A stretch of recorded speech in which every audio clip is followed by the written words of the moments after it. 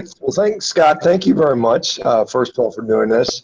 My understanding, you are in Arizona somewhere. I thought maybe Scottsdale or something like that. Is that correct?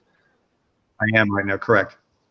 Okay, nice. That's a very nice area of the country. I'm right now in near St. Petersburg, Florida, on vacation. So I've actually got some good weather relative to where I'm at home. But anyway, well, for those that are unfamiliar with you and your background and what you do, would you mind sharing that with us for a few minutes? Happy to, and I hope you can continue to hear me clearly. I am outside like you and doing the best I can with audio. So I've been in the sustainable protein business from an agricultural perspective since about 2002. Before that, I was in supply chain management software, basically a lot of .coms that just, didn't have a ton of value outside of putting data and people together, and they've kind of got consolidated. And around 2002, 2003, I decided I wanted to be in agriculture, and I didn't know if I wanted to grow soy pea protein or what I wanted to do. I bought 30 head of cattle in Seward, Illinois. We ended up selling them with a buddy of mine door to door to Chicago restaurants. I had no idea what a chuck eye roll was versus what a standing rib roast was. We're just like, we'd walk in and be like, do you want to buy one of these? And 3 years later, that became a $30 million business. And in 2019, November, I sold that to a private equity company. And I'm still involved, and I'm still heavily involved in the livestock side and the customer side. But we focus on incredibly verifiable grass-fed organic beef that is USDA certified and a product of the USA. And that's what I've been doing since, I'd say full-time since about 2004. And I wouldn't say I'm an expert in the beef industry, but I know a lot. I've learned a lot through the streets. I don't have a meat science degree. I don't have an agricultural degree. My background's supply chain management. But I do know how to take genetics and turn them into really healthy, sustainable food products. Yeah, I mean, and that, that's the science in itself on how to, the breeding and the nutrition and how to get the best product out there. And, granted, we're talking about animals, but at the end of the day, they end up on our dinner tables. But that's just one aspect of it. Obviously, the science behind it and making the product, but there's a whole world you have to navigate when it comes to the business side, and there's a lot of changes going on. I mean, as you're probably aware, I see all kinds of legislation that's being proposed, whether it gets through or not. I mean, all of them may have significant change. Now, one of the criticisms many people have with the commodity beef market is, it tends to be top heavy with 4 major companies kind of running the whole show, and most people being kind of, for good or bad, or whether they like it or not, being forced to participate in that market. And there's people that are trying to make a difference. Well, what you said you had some street cred from this kind of just learning. What kind of stuff did you learn that maybe the average person has no idea about that might be of interest? Well, you bring up an interesting point about the big 4, and I think most people would be shocked to know that 85% of the beef they eat come from 4 companies. No matter how you look at it, no matter how you splice it, 85% of the marketplace is owned by 4 companies. JBS, Cargill, Tyson, National Beef. It's real simple. Every industry, every major industry has the big. You got big tech, you got big banks, you got big pharma. We've got big beef. We've got guys that control the beef industry. And I'm not saying they're sinister, horrible people. They're capitalists, monopolists that look to do 3 things. They want to control the price of their commodity. They want to charge as much as they can. And they want to be able to control the supply chain of who they're getting it from and where it's going. And it's a real simple process. It's not new. And what's been shocking to me is if you go back to the Packers and Stockyards Act, that was in, I think, like 1920. This was, maybe it was Hoover. I should have read up on that exact date before this call. They were worried about monopolies in the beef industry in the 20s because a select few controlled 25% of the industry. And like, what's going to happen? These guys control a quarter of the industry. They're going to start setting prices. Well, here it is. in 2021, and now they control 85% with that stock yards and packers act being passed. There's something going. There's an issue. There's a problem. I would say that most people are surprised when they read a label and they see these warm regards of family farms and everything's got a farm to it. And the reason most beef has a farm connotation is because there was a focus group done about 8 years ago that says people are more willing to buy from something that says farms than ranches. They feel good. So you've got Shady Brook Farms, which it's a turkey company, but it's owned by Cargill. It makes everyone feel really good. Shady Brook Farms, how nice. Who wouldn't want to eat chicken or turkey from Shady Brook Farms? It's Cargill. And they've done a really good job of digging in and marketing to what I call the emotional buy. And the emotional buy is full of labels. It's full of claims and third-party certifications. And most of the times, those third-party certifications mean nothing. You've paid for them. You either pay cents per pound to put them on your label, or you pay a flat fee annually to put those certifications on your label. And they've really just done a really good job of marketing products to us to make us feel good rather than doing any fundamental change to the industry. And the people who pay for that, the cattle producers at a small level, get no increased benefit, and consumers are paying more for beef today than they've ever paid in their lives. Yeah, I think anybody's been to the grocery store lately has seen that, and we see the the different reasons for why that's going on, and so on and so forth. Everybody's got their sort of cause and effect answer and solution. What do you see? Let's just. I've seen some of these. The big companies are. They're starting to get on the sustainability. So JBS is going to start feeding their cattle. Supplements to cut back on methane, and you see these places also loading up on these alternative protein sources, whether it's soybean or pea protein isolate turned into meat patties, or fake meat patties, or even cultured meat. Where do you see the market 5 years from now? I know it's impossible to predict, but these things aren't going to make enormous changes on a dime. There's got to be transition. So where do you see the meat industry going in the next 5-10 years? Sure. So what's happened in the last 10 years can dictate what's going to happen in the next 5. First of all, the beef industry was not the big packers. We're not used to the consumers dictating the rules. They were used to saying, here's what you want. You want Angus choice. You want these rib strips, tenders, and grinds. You want cheap hamburger. That's what they were used to. And then all of a sudden, in 2004, where the USDA said you can put USDA organic stamp on beef if it qualifies under these specific criteria. And the consumer, for the first time, said, no, we want something different. And what's surprising is the number one attribute Americans look for in beef, and this is from the Power of Meat study that I have nothing to do with, and I have no skin in that game, is product of the USA. First, they want American beef. The second thing they look for is no added antibiotics, no added growth hormones and antibiotics. And then the third is grass-fed. Grass-fed is growing at 7 times a year. People have finally come to the conclusion that this bovine with 3 stomachs is not predispositioned to digest starches and corn and soybean.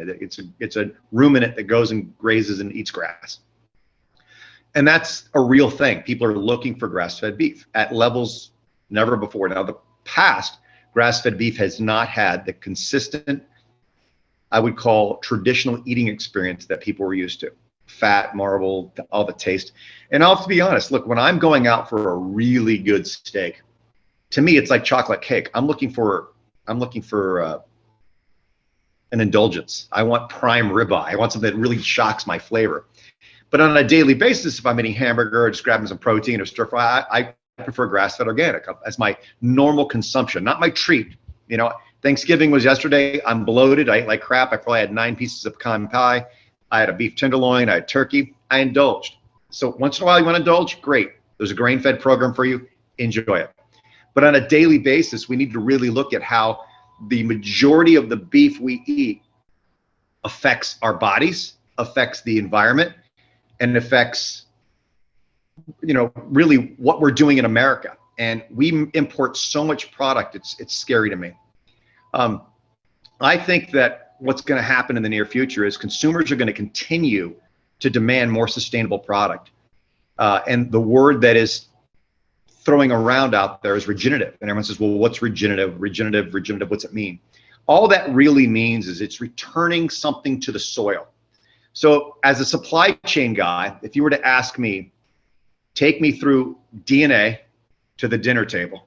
I've got a bull semen, I've got a calf, I've got, weaning period, I've got a growing period, I've got a fattening period, I've got a slaughterhouse, I've got a fabrication period, I got a distribution, I got a retailer and a consumer. That's a supply chain. What we have to learn is the supply chain starts way before that. The supply chain starts in the soil. The supply chain starts in the food the cow eats. The food your food eats. And we never need to forget that whatever you're eating, that steak you're enjoying, something had to die for you to enjoy it. And I don't say that maliciously. I say that as you got to respect the animal, the cowness of the cow. So I think consumers are going to really demand hardcore, the way they did organic, the way they did grass-fed, that sustainable agricultural practices are on a label in a verifiable way, and that you can prove you've put nitrogen back into the soil and you've done it the right way, and you've created a much better ecosystem for raising cattle. And I really believe that the majority of beef eaters, not just indulgent beef eaters like I tend to be, are going to say, you know what, there's a better way to do this, and I'm going to ask for that. And it's as simple as, no one thought anyone would ever buy a Tesla. I think people are going to really look for regenerative agriculture regarding beef. And I think you'll see a regenerative certified stamp on beef before you know it. I hope that answered your question. It was a long-winded way of getting to it.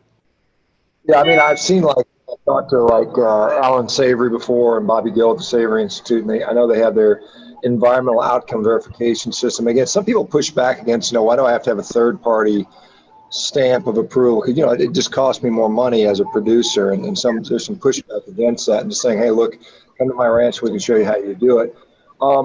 So right now, I think anybody that's not living under a rock knows, there's a big concern about climate and, are we warming the planet or cooling the planet, or, because cows are belching and farting and putting out manure. And I guess they just had, the COP26 in I think Scotland, and they really want to focus on methane. And then the IPCC, International Intergovernmental Panel on Climate Change, has really been pushing, for us to do something. But do you find, because one of the things that I thought was interesting is they seem to be very, very non-committal about regenerative agriculture. I mean, they, at the IP level, because what they'll do is they'll look at, the 1960s and 70s when these CAFOs started to develop, and they said, well, why did you do that? Well, because people were saying we need to use less land, less water, less food, so we stick them all in a lot, and we were able to do those things, and by the way, cut down on methane emissions. But the downside of this is now we have, potentially cows that are compromised. They've got, resistant organisms from bacterial and closed combined phase spaces. There's all this soil runoff and all this on and on. So there's always this unintended consequences of that. So what are you seeing? Are you seeing, because sustainability is, whether we like it or not, is going to be part of the equation. Are you seeing people saying that we need to go more intensive throughout the world? Or do we need to open up the lands and put more cows on the lands and do it more regeneratively? What's kind of the overall picture? Well, I think that, here's what I think. I think that people have to be smarter about where they source and where they grow their cattle. And let's take a look at an example. 10 years ago, no one spoke about gut health. No one talked about probiotics. No one talked about digestive system, and there's good bugs and bad bugs in your stomach. It's the same thing with soil. If I took a scoop of really solid, rich soil, there'd be millions of microorganisms in there doing their job. The beginning of the supply chain. I think what the world is going to start asking for is, show us that there is a cleaner way to raise these cattle and using land that is predispositioned for grazing. So let's go back to a crazy time called the Dust Bowl in Oklahoma, where there was these land grants and they were giving away farmland. It was prairie land. It was prairie land. It was not rich, thick, lava, dark soil. It was prairie land. And these farmers, was right at the Industrial Revolution, started plowing and grazing and fertilizing, and they basically depleted the soil of any nutrients because they overfarmed it. And it was land that should never have been farmed in the first place. They gave farmers land that should have been grazed. It should have been pasture land. It should have been Bureau of Land Management. Hey, you can put your cattle here for a fee. And I think what's going to happen is, if you look at some of the government funded programs, this is going to have to come from the government. The government's got to step in and do something.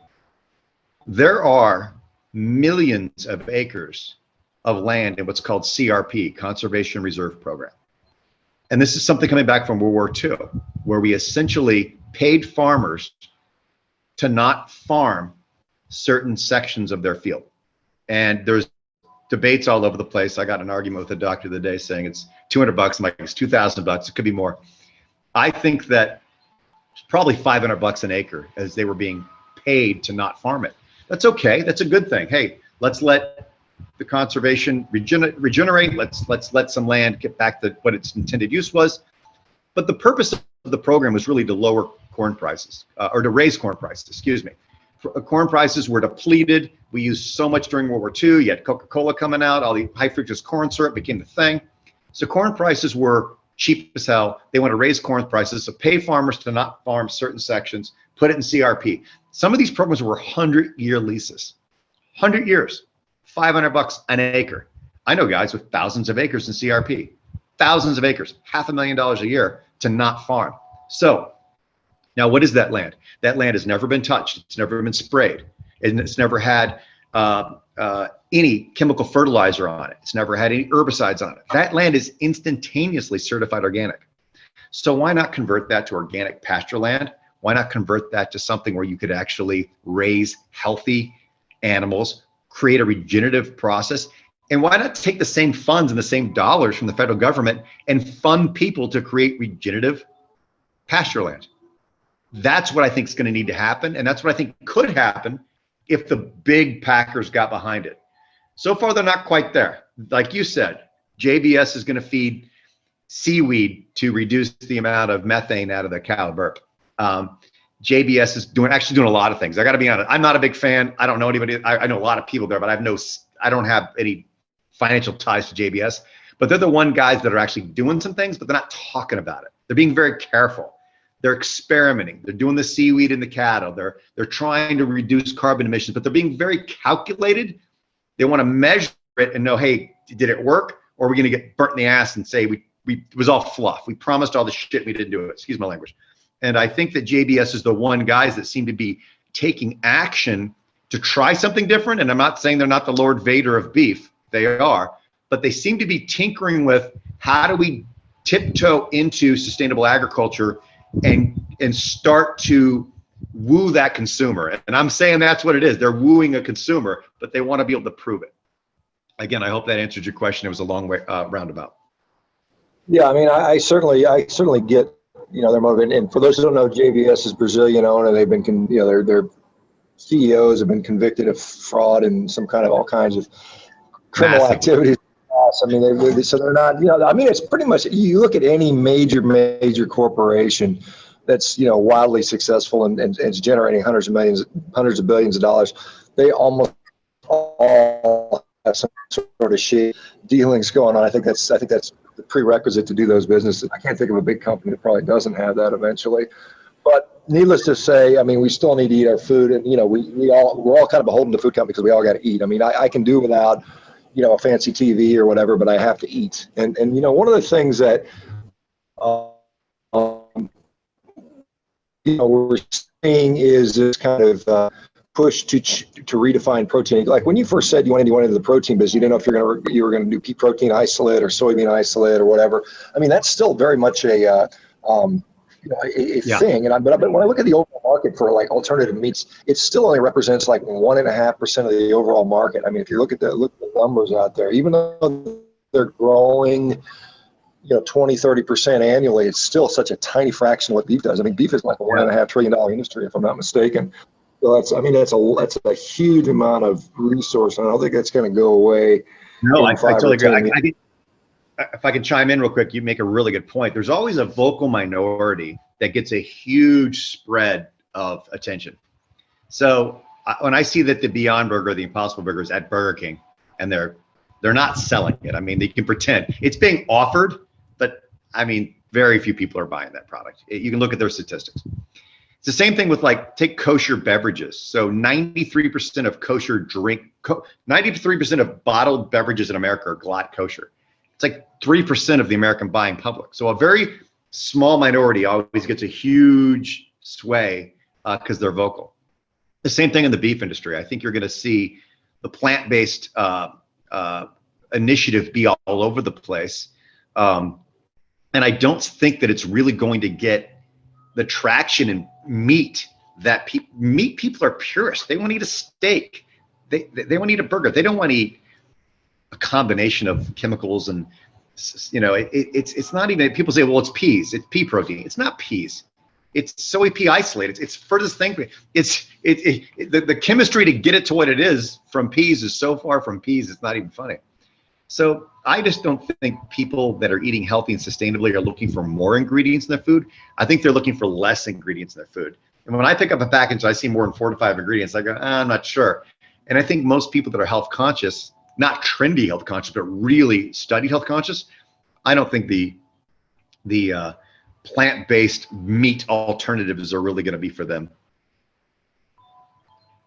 Yeah, I certainly see that. I mean, it's just basically processed food. I mean, I don't think you can make any kind of health argument whatsoever.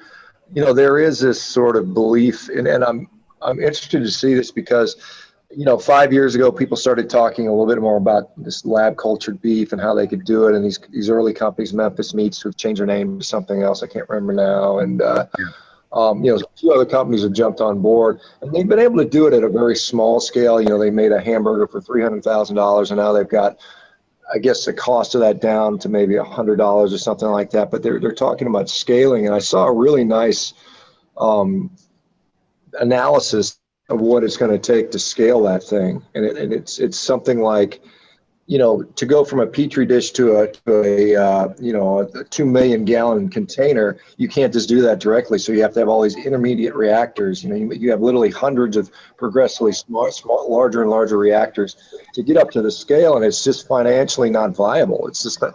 And so, I mean, but there's still people. There's no ROI there yet. And the other question, and I'm sorry to interrupt you, Sean, is the food safety aspect. We don't know what bacteria and what things do to this grown meat. We really don't know. We don't know. Look, a truckload of hamburgers, 42,000 pounds. How much are you going to have to grow in a petri dish to create 42,000? And that's a drop. I mean, companies like Costco grind 30, 40 truckloads a week into hamburger for Costco's. It's just, I don't understand the science and the math, and I don't want to pretend I do, but I've got questions around the food safety that I'd like to have answered before I start eating that kind of stuff. Yeah, I have, significant. I think one of the issues is also fat. I mean, the protein, and they're talking about they can put it down under some kind of scaffolding. It might be plastic, it might be mushroom based. And then they have the fat they have to maybe even invent. They might have to make some novel fats to go with there. So there's a lot of questions around that stuff, particularly from a human health aspect, but I just don't think it's financially viable. So I think we're, for better or worse, stuck with the real thing, which I think is a good thing. It's just we have to continue to do this. So since you've been in this market, and you said there seems to be more of a demand for grass-finished beef. One of the problems with grass-finished beef, as you know, is the labeling is very deceptive. I mean, it's they can say grass-finished label on there. It doesn't really mean anything. But there's no legal standard. Yeah. Right. Where do you? I mean, obviously, you mentioned the grown in the USA, and there's something called the Cool or the M-Cool law that was on the books and then got repealed. I'm sure you're familiar with that. Country of origin labeling law. It was on the books in like 2012 and got took off in 2015 or 16 because of the big packers didn't like that, because it was like, they couldn't just grind meat from Mexico and Australia, New Zealand, Canada, Uruguay is a big one too. like Uruguay or whatever, and then just call it product of the USA, which is what they can do now. Yeah. Are you seeing that likely to? I mean, I don't know if you're paying any attention within the political sphere. I mean, I know I've seen a lot of people pushing for that for 3 or 4 years now. Are you seeing we're at a tipping point? I mean, is this carbon credit environmental thing going to, one way or the other, make a change to the meat industry or the food industry? I hope so. And I know when the Biden administration came in, they basically announced they were going to overthrow the Cool regulation, and they were going to start requiring people to put the country of origin on beef, like they do with every other protein, fish, lamb. It's required for almost everything except for beef and pork. I find it really shocking that they picked the one largest protein in the world that's owned by multinational conglomerates, and they extension cord. That's the one that you can basically bring in from anywhere. So I'm just plug it in here so I don't die. I'm at a low battery. And I think that it's probably not going to happen during this administration. It's gone really quiet since they announced that. I think that it's frustrating to me that they have to put product of Mexico or wherever on avocados, but a living, breathing animal that lived 24, 36 months and died doesn't matter. Not only does it not matter, you can ship it in pieces, grind it, and still legally call it product of the USA as long as you did something to it here. As long as you ground it, cut it, you further process it, you can call it whatever you want. And I know that doesn't make me popular in the beef industry. I really don't care. I mean, I've got JBS snipers on the roof ready for me right now. I get it. But it would be so much easier and so much more telling for the American consumer if they just went ahead and put the country it came from on there, like they do every other food product we have to eat, and medicine. Yeah, I can't disagree with that. So, you said you sold to an equity company back in 2019. So how have you? What are you still doing to be involved in this? Are you still like on the advisory panel for the company? Yeah, no, I'm on the board of directors, and I'm still heavily involved with managing some of the larger clients like Costco, and I'm still really focused on making the product better and higher quality. My goal for the American grass-fed beef industry is to make it a great eating experience. So consumers go, God, this is good. This is something we can really, really, get behind. This is great. Most of the beef we eat in America is ground beef. So I think you start there. I think you start with creating grass-fed programs that the ground beef is the driver in the economic side of it, and you'll find a market for the middle meats. And I got to tell you, what I'm seeing out there is making me feel pretty positive. Is a lot of these different genetics, like Wagyu, are trying a grass-fed Wagyu. They're trying to do things that are unique, and you have an animal that's predispositioned for tenderness and marble, and you're going to grass feed it, and you're going to get people excited about it. Those are great things, and I think that to me is the chance we have to get American consumers to change their palate. Look, if you went to Europe, every piece of meat you tasted would be vastly different. I mean, I've tasted meat from London to Scotland to Cornwall to Rome, and they all taste different, but they're all grown vastly different with different feed ingredients. So I think that truly, if we can get the American palate to accept the grass-fed flavor, and if we can get the producers to create a genetic, I don't say genetically modified, use genetics that have better, look, there's 4 or 5 things that make beef taste good. The genetics, what the animal ate, who prepared it, and where you were and how you felt when you ate it. Those are all factors. They're very real factors. And if we can get people to start changing a few of those, I think you'll get people eating more grass-fed beef and enjoying it rather than going, yeah, I ate it as grass-fed. It wasn't great, but it's a good protein. You can't just be the gym rats. It has to be people that really enjoy it. I don't think you're ever going to convince the indulgent steak eater at Mastro Steakhouse with his prime bone-in ribeye to stop liking that, because it tastes good, but it can't be your daily intake of protein. It can't be what we do to consume healthy, grass-fed, sustainable beef on a daily basis. No one's going to give up chocolate cake either. So that's my point. It'll become the exception rather than the rule. Yeah, I mean, I can certainly see that. But let me ask you, because, like I said, I've had, like you, I've had just I probably eat 1,000 steaks a year, and I'm not exaggerating, but so I eat a hell of a lot, and I've tasted a lot, and I've tasted a lot of different ranchers and their products and stuff. And I mean, if you'd asked me 3 years ago, I would say grass finish, I don't really enjoy as much. It's lean. It's got this taste. It doesn't really taste. It's kind of tastes a little weird. Not tender. It's got a gaminess to it. Absolutely. But I mean, I think I've seen people improve upon it, and now I've been exposed to some grass finished beef that is really a good eating experience. And so, are we seeing the industry as a whole starting to realize that, hey, the American palate, really any palate, is going to prefer a well marbled. I mean, that's why you eat a steak, for the marbling, for the flavor. You don't get there on shoe leather. So, I mean, are we seeing that the grass finish industry as a whole is becoming more sophisticated? You talk about breeding, like you said, Wagyu. We traditionally think about Wagyu as just super high marble, whatever it is. But there's no reason they can't eat grass, and they still have this predisposition for intermuscular marbling and laying down a little bit more monounsaturated fat than saturated fat. So, what is the grass-fed industry kind of cluing into this? I mean, I know they've got a lot of pressure on them. We're not using fertilizers and herbicides, and maybe we're not using antibiotics, and we're having to move these cows a certain way. But at the same time, we also have to breed right and feed them until they get to a reasonable size for slaughter. I think what's happening is, and maybe big beef could be behind this a little bit too. I think what you're seeing is that, directly behind it, but indirectly. So I think the cattle producers are tired of hearing, this is what your product's worth. You've got an Angus choice 4 ribeye, this is what it's worth. And I think they're looking for ways to differentiate themselves.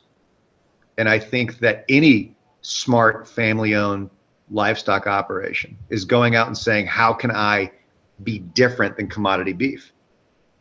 And since grass-fed is the fastest growing segment of the American beef industry, how do we make grass-fed beef taste better and more palatable? So I think you're seeing family farmers, bigger ones, guys with 1,000 head, guys with 800 head, saying, listen, it's not working for me to go to Cargill and sell them 800 head of 1,250-pound animals that are Angus, some of them 60% choice, 30% select, some no roll, and take whatever the USDA ticker is for prices that day. I'm going to do something a little different. I'm going to take those Angus animals and I'm going to do them grass-fed, and I'm going to do the best I can to make those animals taste great. If it takes me a little longer, but I make a little money. So what you're seeing is producers getting out of the commodity industry and creating products that consumers are asking for, and bypassing the big packer, and maybe working with some of these medium-sized packers that kill maybe 1,000 head a week instead of 1,000 head an hour. You're seeing these guys go out and maybe brand their own products, not just like the big packer buying a Myers Natural Beef or Nyman Beach, but going out and saying, listen, we're going to slaughter them ourselves, we're going to pay you, and we're going to sell them directly to retail. That's happening, and it's shocking to me. I'm seeing more direct-to-consumer.coms pop up than I've ever seen before on the beef industry. It's shocking to me. And there's a reason for that, because consumers want to know not just what their food is, they want to know the people behind their food. And that's who's making the decisions to put more grass-fed, better-tasting products on the market. Yeah, I mean, I can echo. I mean, I've had the fortune to visit several ranchers, and that I've gotten their beef from, and I get out there and see how they do things and see what their philosophy is, and look at the animals, and like I said, I'm not an expert in gauging what animals by any stretch, but at least I've had that opportunity, and it does make you feel as a consumer, at least, like you're doing something that's more positive for the food industry as a whole. Do you find, I mean, I want to say in 1970, I think there were about 1.3 million independent family ranches. We're down to about 700,000 today, and that number continues to dwindle.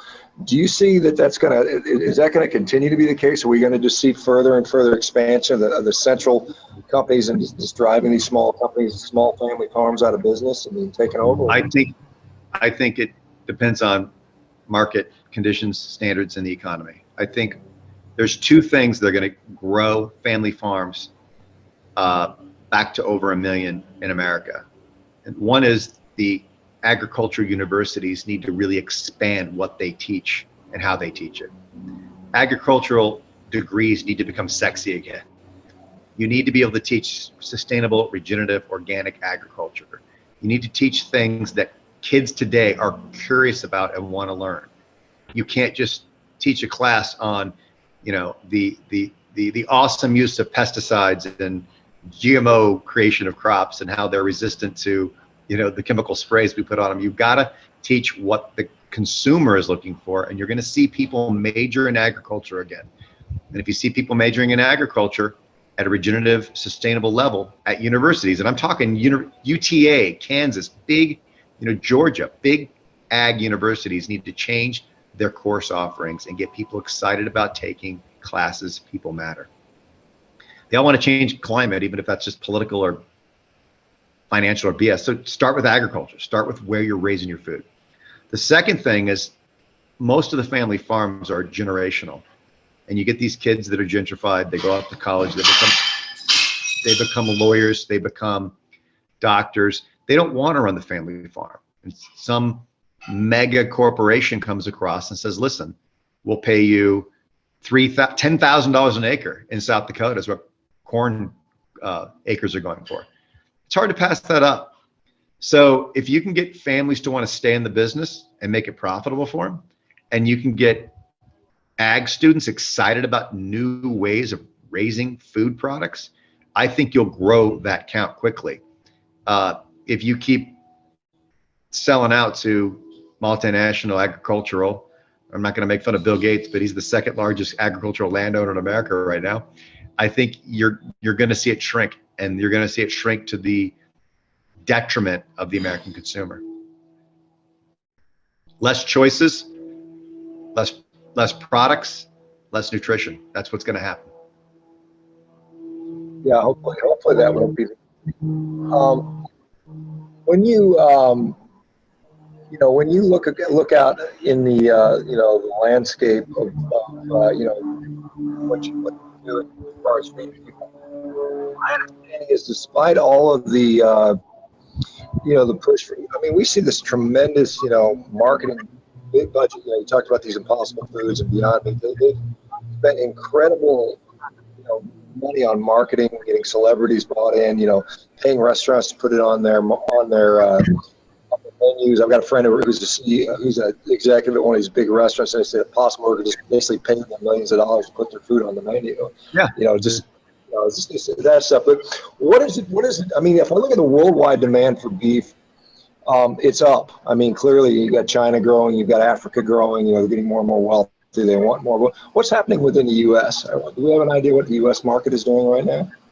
You mean as far as cost goes and pricing and stuff, or for? As far as demand, consumer demand. Are we seeing that the cost is making it out, people aren't buying it, or is demand still pretty strong? I think that it depends on the cut and it depends on the part of the cow. So I think ground beef continues to be a huge consumed product. I think what's going to happen if we don't see pricing relief, which I think could happen next year, you're going to see middle meats, ribeye, strip loin, tenderloin, become a very delicacy type product where it's only going to be for the affluent in Greenwich, Connecticut, New York City, LA.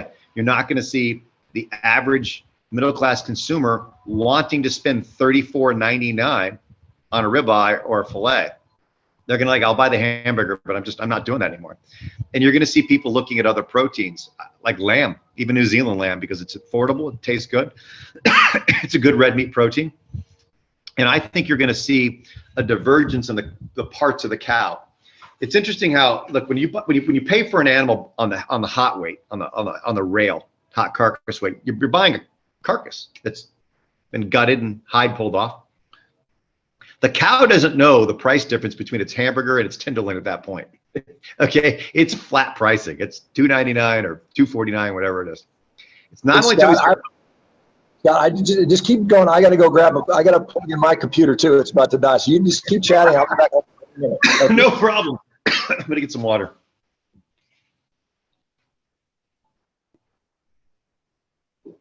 So the carcass starts to break down at the packing house level. Then they start to divvy up the price. The dollar gets spread across different cuts. You might take 25 cents off of a hamburger, or what we call trimmings, lean trimmings, but that could equate to $1.50 on the steak, on the ribeye, strip loin, tenderloin, because you have to allocate the yield difference.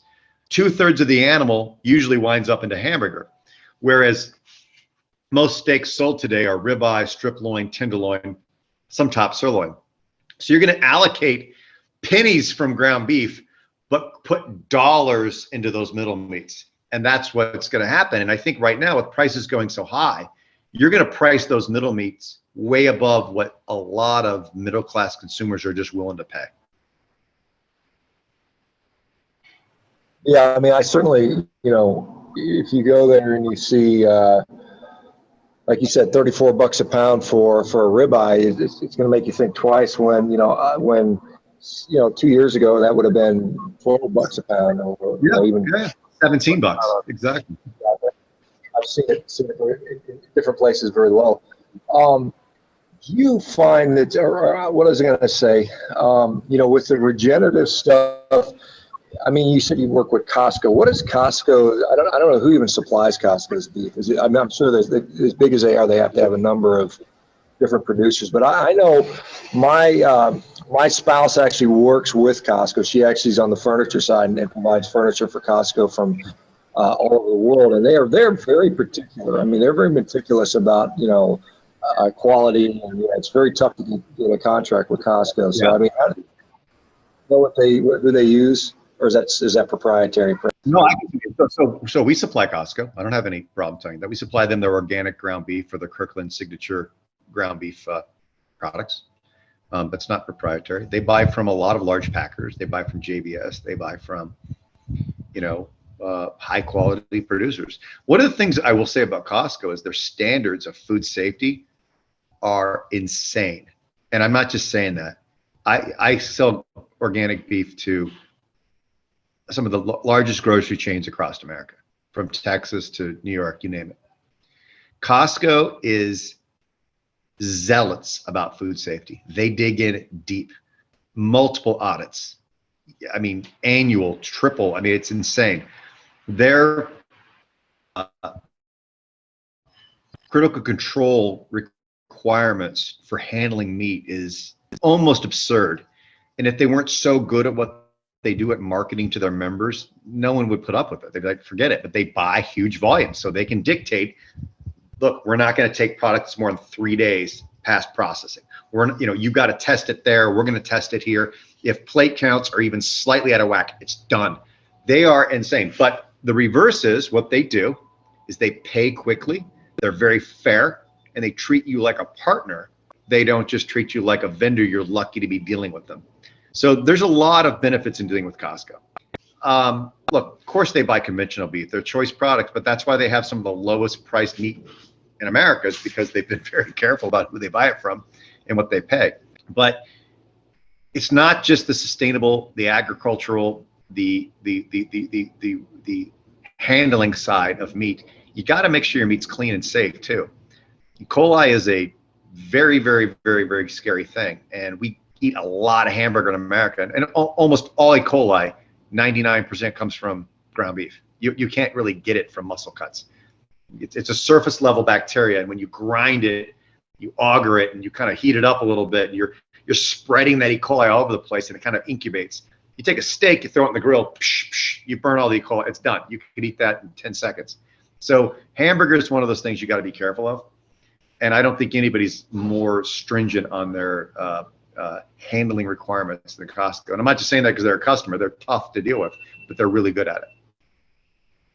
So you have to take in consideration more than just the organic regenerative health side of your product. You got to make sure it's safe for you to eat as well, which is why, you know, a lot of these smaller packing houses that don't have the interventions or the food safety protocols that a lot of the bigger guys do, they struggle because the big guys don't want to buy from them because they don't have spray chambers and Chad cabinets and heat pasteurization and things that are important to lower microbe counts on fresh meat. And you can't tell me that's not important. What, I mean, again, as you kind of look forward into the thing, is there anything that you see that's potentially a major problem on the horizon? I mean, we saw, you know, last year with this pandemic, you know, the supply chain, we saw the bottlenecks at the slaughterhouses and processing facilities. Are you seeing, is that being remedied, or do you see like future catastrophes on the horizon if we don't do something? Well, I think that labor is changing. People are coming back to work, and I think the packing houses all over the place, Smithfield, Tyson, JBS, are paying higher wages than they've ever paid before because they had to. Market conditions said you're going to be paying 20, 21 bucks an hour, 28 bucks an hour for people that have some experience. So that's going to change. I think what's going to change in the broader sense is prices have to come back to reality. I don't think they're going to ever be back what they were 5 years ago, but they're going to have to flatten and come down a little bit. It's just not going to sustain. And you got to remember, the squeeze is the cattle producer is not making more money, and the consumer is paying more money. It's just not going to last. They're going to stop. The guy's going to stop putting as many cattle on the ground. It's not worth it. Okay, he's not going to take the loans out to put more animals on the ground. The consumer is going to say, I'm not going to buy that much red meat. I'm going to look at chicken or salmon or pork.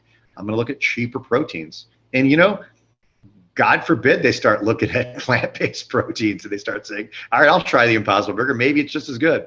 I don't know. But I'm saying the big beef's got more competition than pork and chicken and import. They've got this plant-based initiative, which is a very emotional, political, environmental drive, and they better be careful, because those companies, whether they're paying for their slotting fees or not, they're growing fast. You know, I myself invested in a plant-based company. It was a plant-based cheese company. A great product, it's dairy-free cheese. It tastes amazing. It's aged. I got sucked into it, and I love meat. I love traditional food. So they need to be careful about that. Yeah, and do you feel that, you know, like I said, these, well, I mean, as a physician, I mean, I've looked into this so much, and I mean, I literally have tens of thousands of people now that I put on heavy red meat diets, and they get as healthy as they've ever been in their life. And yet we continue to see messaging that, you know, if you eat red meat, you're going to get colon cancer, you're going to get a heart attack, you're going to get fat, you're going to get diabetic. There's no real evidence that shows that. No, it's all just kind of epidemiology, looking at people eating junk food. But do you find, one of the things, and I don't know how much you understand or interact with things like NCBA, you know, NCBA is the beef checkoff organization that takes $1 every time a cow moves, basically. Yeah. And they've been very pro-packer and really not that responsive to the producers' needs. And so, I mean, do you see any changes on the horizon with the organization? I know I gave a lecture to the U.S. cattlemen's industry a few years ago. You know, they're definitely a producer organization, but NCBA really has all the money. I mean, this is to make a lot of lobbying for the beef industry. What are your thoughts on that? Packers, yeah. Same with the National American Meat Packers Association. They're not there for the producers; they're for the meat packers. Exactly. I'm sorry. Tell me your question again. I apologize. Do you see a change in the wind? I mean, do you think there needs to be a change? You know, I mean, do the ranchers need to say, hey, look, you know, our interests are not being represented appropriately? And I mean, I think there's things like calf and stuff like that. And I don't know at all because I'm not in that industry, but I kind of influentially hear the complaints. And I you know, maybe as someone who's in it more and interacts with these ranchers, is there somebody that has their best interest in mind? I mean, I know they're kind of, like I said, most of them are just cow calves, maybe the feedlot, finish off and go commodity beef. But is there somebody that's out there on a larger scale, rather than, because, some people have the marketing ability, the time, the expertise where they can set up a direct-to-consumer operation, but I'd say most of them don't. I mean, they're just trying to make a living. They're out there. I would say there's two things they can do. Well, first of all, I think RCAF is a great organization. That is an American-focused producer, and I don't know those guys. I just see them on TV, and I follow them on some things. RCAF's a good thing. But the thing is that producers can do, they can try to get organized for real. Not this, we're going to join and put $1 in and get a newsletter. They need to get organized in their local communities for real. And they need to say, listen, we need to do something different. The fact that there's a morning price and an evening price, and the USDA decides what your beef is worth, who do you think's behind that? Do you think the government really cares what it's the big packers and the lobbying groups that have decided we're going to publish pricing. Who the hell gets their pricing published twice a day? No commodity in the world. They need to get organized, and they need to talk to each other, and they need to change. The second thing they can do, and I saw a question pop up, what can small producers do?